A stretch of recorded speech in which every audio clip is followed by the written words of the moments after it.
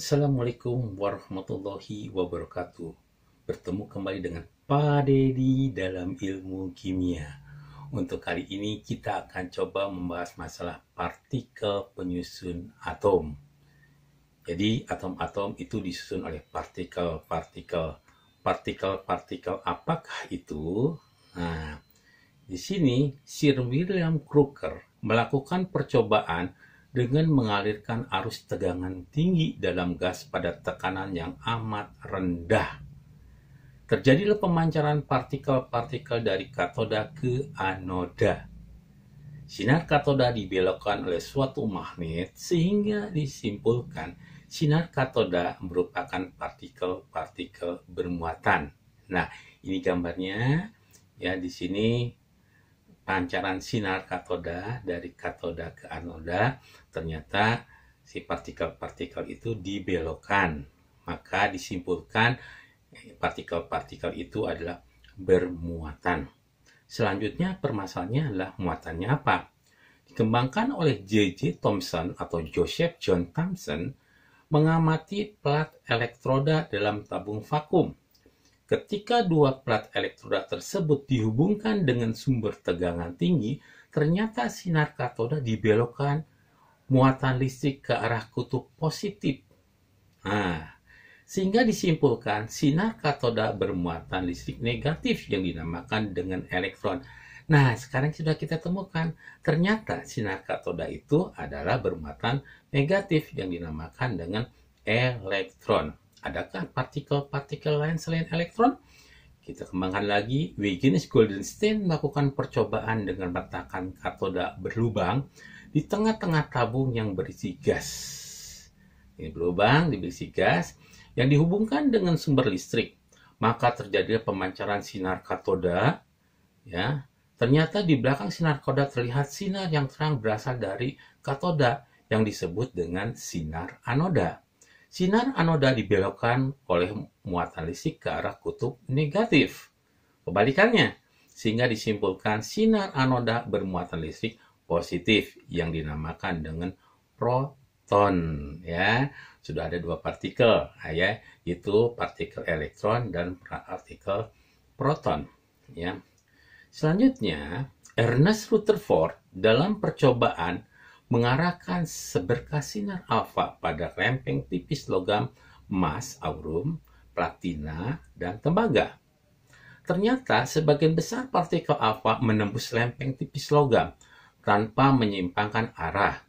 Hanya sebagian terkecil sinar alfa yang disimpangkan perjalanannya dan sebagian lagi dipantulkan. Ya, sehingga disimpulkan bahwa pada dasarnya inti atom merupakan ruangan kosong. Ya, jadi dugaan daripada Ernest Rutherford bahwa inti atom itu ya ruangan kosong. Ya. Sekarang ya, di dalam atom pasti ada inti atom ya yang bermuatan positif. Maka inti atom harus terdiri atas proton-proton dan elektron-elektron mengelilingi inti atom. Jadi proton di sini, kemudian elektron-elektron mengelilingi inti atom. Jumlah proton dalam inti sama dengan jumlah elektron yang mengelilingi ini. Jumlahnya sama, ya. Di sini 1 2 3 4, di sini juga 1 2 3 4. Berarti jumlah proton sama dengan jumlah elektron yang ya. Dengan demikian atom bersifat netral. Berdasarkan fakta bahwa massa inti atom unsur-unsur selalu lebih besar.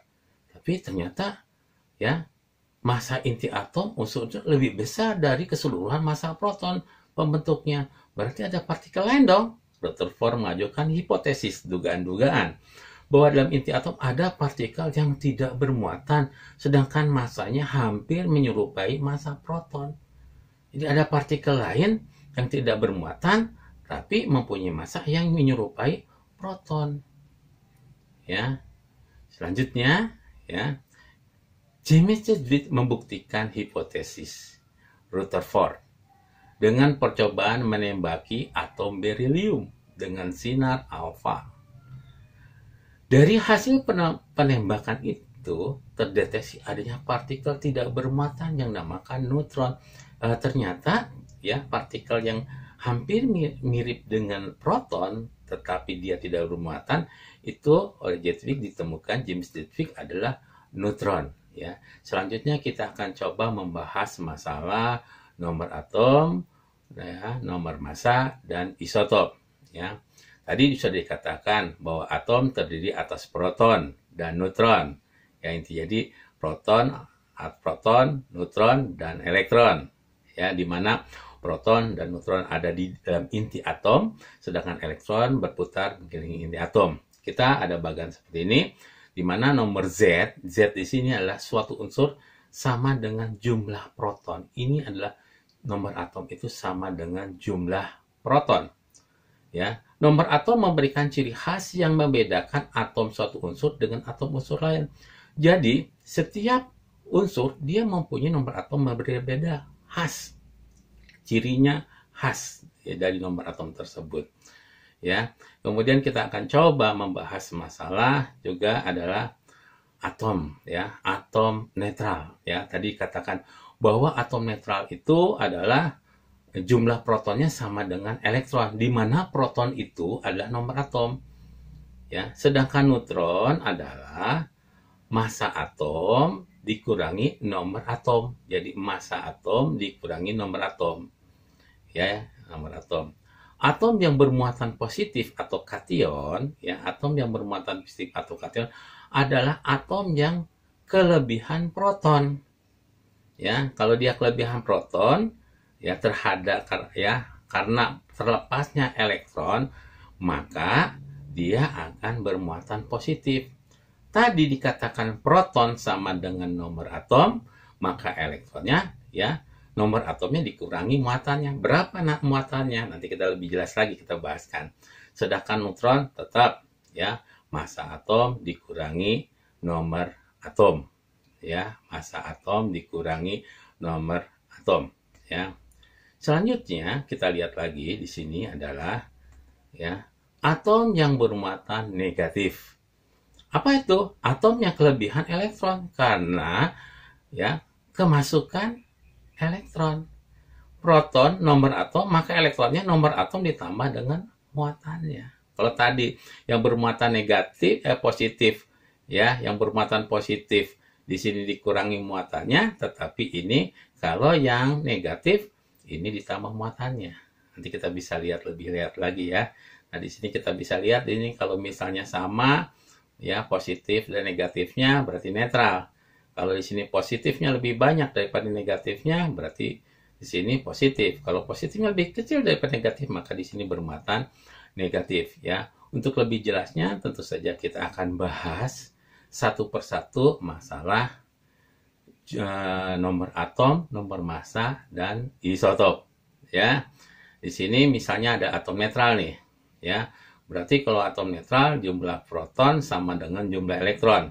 Oleh karena itu jumlah protonnya 8, kemudian elektronnya 8 ya. Sedangkan neutron dikurangi 17 dikurangi 8 jadi 9 ya. Ini kalau atom netral. Bagaimana kalau atom positif? Kalau atom positif protonnya tetap di sini 19 nih. Ya. Nah, neutron tetap 39 dikurangi 19 berarti 20. Berapa elektronnya? Kalau di sini muatan positif, berarti nanti negatif di sini. Ya, jadi elektronnya kurangi 1, 19 dikurangi 1 sama dengan 18. Bagaimana kalau yang negatif? Ya, proton tetap 16. Neutron tinggal diselisihkan 30 dikurangi 16, 14.